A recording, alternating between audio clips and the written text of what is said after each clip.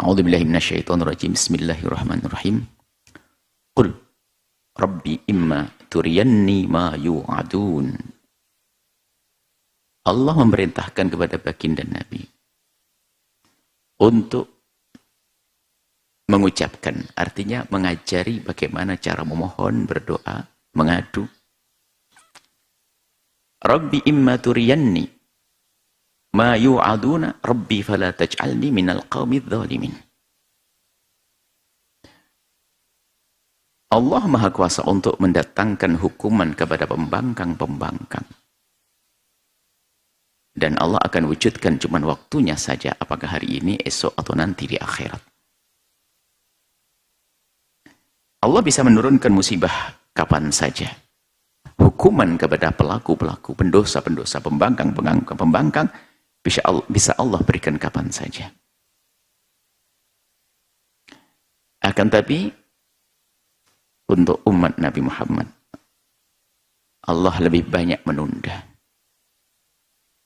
Hukuman tidak diturunkan. Tentu bukan karena Allah tidak tahu, Allah Maha tahu. Akan tapi begitulah Allah perlakukan istimewa umat Nabi Muhammad SAW. Dikasih tempo oleh Allah dan pada akhirnya mereka berbondong-bondong menuju Nabi SAW. Kalau melihat bagaimana Ikrimah waktu itu, putra anak daripada Abu Jahal,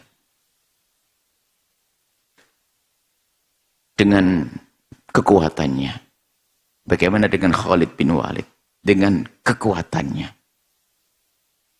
tapi Allah tidak hancurkan Khalid di peperangan, tapi dibiarkan begitu saja. Khalid yang ditakuti oleh kaum muslimin. Kalau sudah berhadapan dengan Khalid, mereka berpikir ulang, ini Khalid lawannya.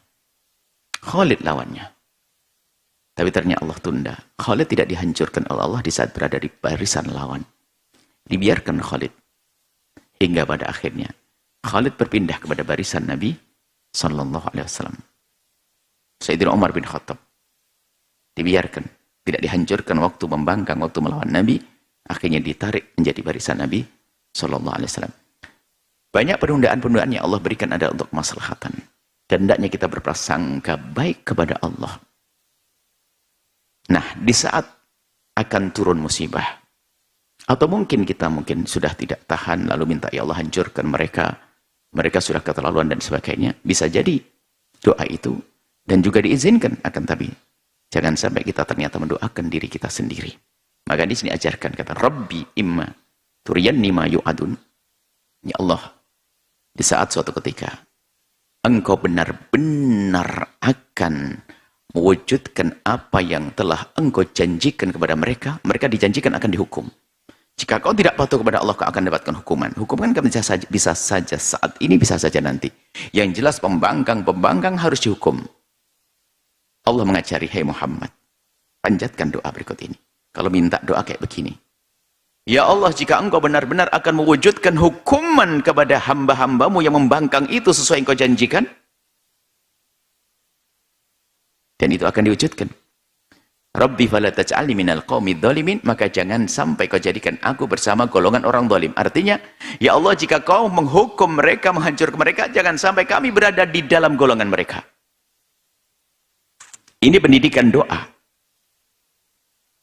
Sehingga mungkin yang pernah menghafal doa kunut nazilah yang pernah dibaca oleh anak-anak, itu ada doa, ya Allah, hancurkan mereka, hancurkan orang-orang membuat kerusakan di muka bumi.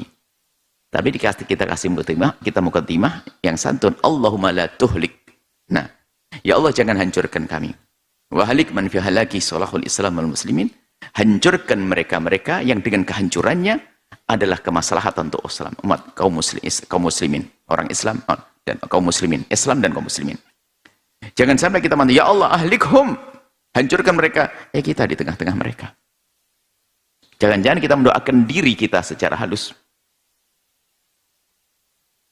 Wakhdul man khadal Islam wal muslimin, mungkin ya Allah, hancurkan siapapun yang dengan kerendahannya, ya Allah, rendahkan yang dengan kerendahannya, hinakan yang dengan kehinaannya adalah kejayaan Islam. Jangan-jangan kita itu. Maka kita ada adab La takhdhulna, jangan rendahkan kami ya Allah. Sesuai dengan yang diajarkan di sini. Jika engkau akan menghancurkan mereka ya Allah, fala taj'alni, jangan kau jadikan aku ya Allah bersama orang-orang zalim yang kau hancurkan. Coba kita katakan, ya Allah hancurkan pembuat kerusakan di muka bumi Indonesia ini. Jangan-jangan kita di dalamnya. Kita masuk di dalamnya. Ini sopan santun dalam berdoa. Rabbi fala taj'alni, ya Allah Tuhanku. Ini Allah mengajarkan kepada baginda Nabi untuk memanjatkan doa, memohon dengan doa yang santun, sopan. Rabbi la taj'alni, ya Allah, jangan kau jadikan aku fil qaumi dzalimin, bersama golongan orang zalim yang kau hancurkan itu. Selamat. Minta kepada Allah. Jangan sampai kita doa, ternyata diam-diam kita mendoakan mengutuk diri kita sendiri. Wa inna ala an-nuriyaka ma na'iduhum laqadirun. Sungguh kami Allah sungguh Allah itu maha kuasa untuk mewujudkan apa yang telah Allah janjikan. Artinya Allah bisa menghancurkan mereka yang saat ini membuat kerusakan di muka bumi. Allah mampu. Akan tapi Allah menunda untuk sebuah kemaslahatan. Disebutkan ini, idfa billati hiya ahsan. Maka jika engkau ingin membuat perlawanan, menghentikan kemungkaran, ketidakbaikan, perlawanan kepada mereka, langkah-langkah awal, billati hiya ahsan, dengan cara yang baik. As-sayyi'ata, kejelekan tersebut, coba kau lawan dengan cara yang cantik, yang indah, yang baik, dengan cara kebaikan. Nahnu a'lamu bima yasifun, kami, Allah ini lebih tahu apa yang mereka lakukan, mereka katakan tentang dirimu wahai Muhammad. Jadi Allah sudah tahu loh ya, jangan dianggap kenapa sih orang di negeri ini kok Anda hancur, pada kurang ajar, membuat kerusakan enggak. Allah tahu. Jangan dianggap Allah tidak tahu. Allah Maha tahu. Allah a'lam bima yasifun, Allah mengerti apa yang mereka ucapkan, mereka katakan, mereka lakukan, Allah Maha tahu. Cuma ini pendidikan dari Allah kepada baginda Nabi sebagai suri teladan bagi umatnya di hadapan orang-orang yang memusuhinya. Ternyata memulailah dengan memperlakukan mereka billati hiya ahsan, dengan cara yang lebih bagus. Dalam ayat lain, idfa billati hiya ahsan. Kalau ingin melawan itu, coba dengan cara yang cantik. Sampai ya, memperlakukan orang yang membuat kesalahan kepada diri pribadi kita. Mengganggu pribadi kita misalnya. Bahkan mengganggu agama pun kita tetap melawan, tapi tetap dengan strategi yang indah. Karena yang perlu kita ambil adalah hatinya. Kalau mereka kita paksa, hanya jasadnya saja mungkin tampak patuh, ternyata di dalam hatinya pembangkangan. Bisa jadi dia akan menjadi duri dalam daging kehidupan kaum muslimin. Kenapa? Dia tidak masuk dalam lingkaran kita dengan kesadaran. Akan tapi karena paksaan. Makanya cara indah ini harus kita hadirkan. Di dalam membawa umat kepada lingkaran kemuliaan. Harus dengan cara yang baik. Sehingga di saat ada pertentangan pun diajarkan idfa billati hiya ahsan. Kalau ingin membuat perlawan, ternyata dengan cara yang cantik. Kalau ada orang berbeda dengan kita, khususnya urusan pribadi, tetap cara cantik itu adalah penting. Orang tingkat tinggi dimulai dari baginda Nabi bagaimana memperlakukan orang-orang yang menyakitinya. Kisah Nabi di Taif. Nabi dilempar, Nabi dipukul, Nabi dicaci. Tapi di saat Nabi ditawari oleh malaikat, penjaga gunung ditawarkan, kalau memang engkau mau wahai Muhammad, akan aku angkat itu gunung, akan aku tumpahkan di atas kepala mereka. Nabi spontan mengatakan, Allah mahdi qaumi fa innahum la, tidak, jangan lakukan malaikat. Lalu mohon kepada Allah, ya Allah, jangan hancurkan mereka. Allah mahdi qaumi fa innahum la ya'lamun. Berikan petunjuk ke mereka. Allah mahdi qaumi, berikan petunjuk kepada kaumku itu ya Allah. Mereka berbuat seperti itu karena mereka belum tahu. Belum tahu. Lalu aku masih berharap, jangan lakukan wahai malaikat, aku masih berharap akan keluar dari tulang, akan keluar dari mereka nanti orang-orang yang beriman kepadaku dan kepada Allah Subhanahu wa taala. Satu akhlak mulia yang diajarkan oleh Allah kepada baginda Nabi, kalau dalam ayat tadi itfa billati ahsan, kalau membuat perlawanan dengan cara yang cantik dan indah, sampai dalam ayat fa idzal ladzi bainaka wa bainahu adawatun, kalau seandainya terjadi permusuhan antara engkau dengan dia, sahabatmu. Ini secara umum ya permusuhan. Ka'annahu waliyyun hamim. Ka'annahu waliyyun hamim. Begitu hebatnya menjaga kestabilan perilaku, akhlak. Bagaimana memperlakukan orang yang memusuhinya? Yang memusuhinya. Ada permusuhan, adawah. Biasanya ini, kalau kita hubungkan ayat, ada permusuhan pribadi. Orang berbuat zalim pada kita. Kalau urusan agama nanti ada aturannya sendiri. Paling tidak secara umum, cara memperlakukan orang-orang yang berbuat salah adalah mulailah dengan cara kelembutan dulu. Jangan buru-buru langsung dengan kekerasan. Apalagi caci maki, olok-olok. Tidak. Bukan itu yang diajarkan oleh Allah kepada Nabi Muhammad. Ka'annahu waliyyun hamim. Waliyyun hamim. Orang yang sangat dicintai dan seperti sahabat dekat. Bayangkan, begitu hebatnya seorang mukmin yang kuat hatinya, lihat. Dengan orang yang berbuat zalim kepadanya. Dengan orang yang menyakitinya pun dia bisa memperlakukannya seolah-olah. Ka'annahu. Nah kalau kalimat ka'annahu ini dia tidak masuk bersama rombongan kita, enggak. Bukan dia langsung jadi grup kita, enggak. Bukan dia langsung masuk Islam kalau dia kafir, tidak. Dia tetap dalam wilayahnya. Tapi kita bisa memperlakukan mereka seperti waliyun hamim, seperti sahabat dekat yang sangat kita cintai. Bukan fa idzal ladzi bainaka bainahu adawatun. Bukan qayusbih atau menjadi dia waliyan hamiman, bukan. Akan tapi ka'annahu, pakai seolah-olah. Berarti dia masih dalam keadaannya yang mungkin memusuhi kita. Keadaan dia mengganggu kita. Keadaan dia menfitnah kita. Tapi kekuatan kita, tetap kita bisa memperlakukan ka'annahu waliyun hamim.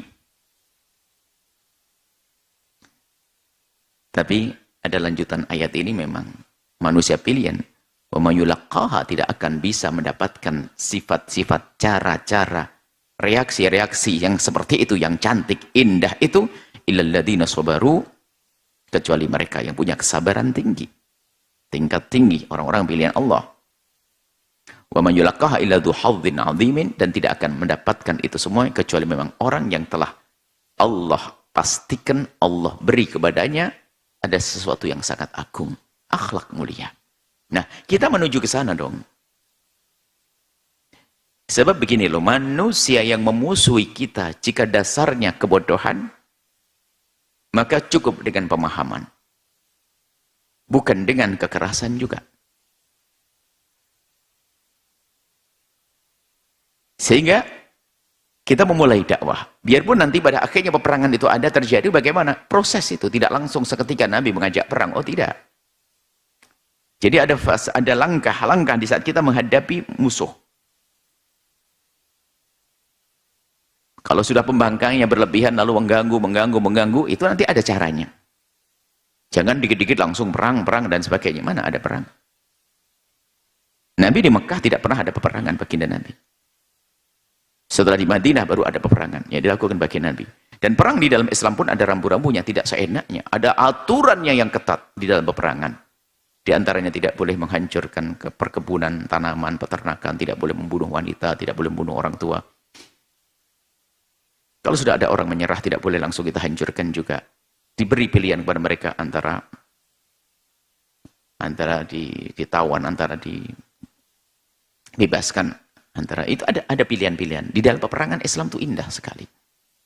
Dan tidak ada aturan peperangan seindah yang ada di dalam Islam. Karena tujuannya bukan untuk menghancurkan. Peperangan di dalam Islam bukan untuk menghancurkan.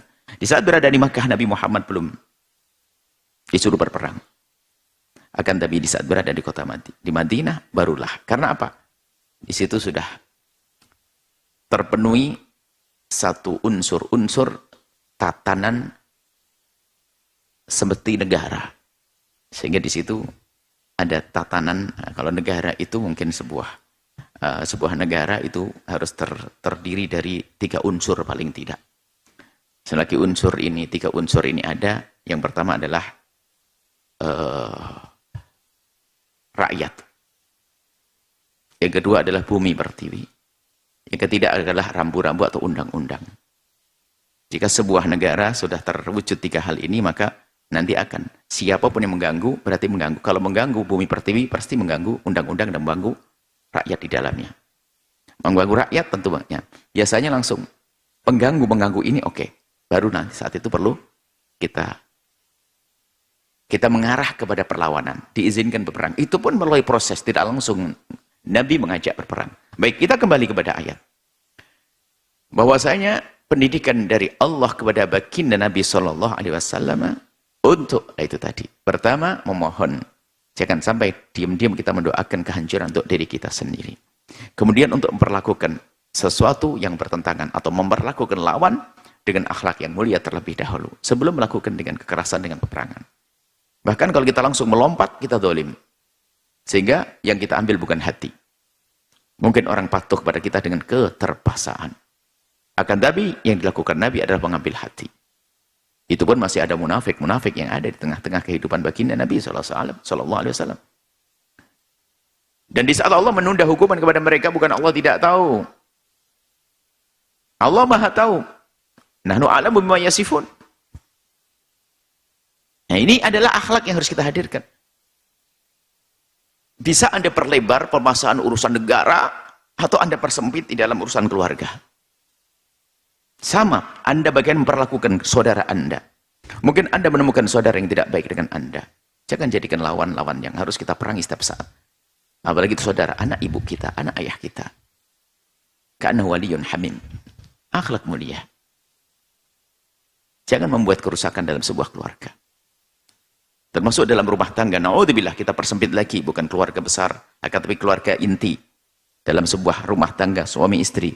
Jika menemukan suamimu kurang baik, istrimu tidak baik, tetap tidak boleh di dalam menyelesaikannya adalah dengan kekerasan. Kekerasan tidak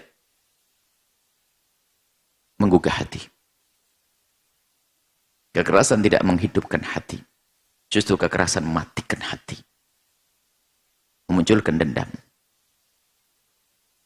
Memunculkan kebencian. Sehingga termasuk yang kami serukan di akhir-akhir ini, termasuk nasihat dari guru mulia adalah bagaimana kita mencoba merubah cara berperilaku dengan keluarga, dengan anak-anak, dengan pasangan. Selamat tinggal kekerasan, selamat tinggal kalimat yang menyakitkan. Kita rubah dengan hal-hal yang indah. Kenapa? Yang kita tuju adalah hati. Dan hati tidak bisa disentuh dengan kekerasan. Hati akan tersentuh dengan kelembutan. Dalam kalimat hikmah yang pernah kami hadirkan, beri, penuhi hatinya dengan kebaikanmu. Maka ia akan membuka pikiran dan hatinya untuk mendengar omonganmu. Kita tidak pernah melakukan kebaikan, langsung menasihati. Mau apa kita? Berikan kebaikan, maka akan dibuka. Dia akan membuka hatinya untuk menerima pesan-pesan kemuliaan dari kita. Artinya akhlak. Al-haq, kebenaran. Kita menegakkan al-haq, kebenaran. Kita mengirim al-haq, kebenaran ke penjuru dunia. Nabi mengirim al-haq, kebenaran ke penjuru dunia. Baginda Nabi mengirimkan al-haq kepada penjuru dunia. Nabi mengirimkan al-haqqu atau kebenaran al-haqqu ke penjuru dunia dengan al-akhlaq. Al-haq bil akhlaq. Kebenaran akan sampai dengan akhlak. Akan mudah sampai kepada akhlak. Ini lihat pendidikan. Padahal tadi kisahnya orang kurang ajar kayak apa. Ujung-ujungnya seperti ini. Kita diajarkan oleh Allah. Jangan sampai kita doakan kehancuran mereka, tapi kita juga hancur di dalamnya. Setelah Anda menyaksikan video ini, jangan lupa berselawat kepada baginda Nabi Muhammad sallallahu alaihi wa alihi wa sahbihi wasallam.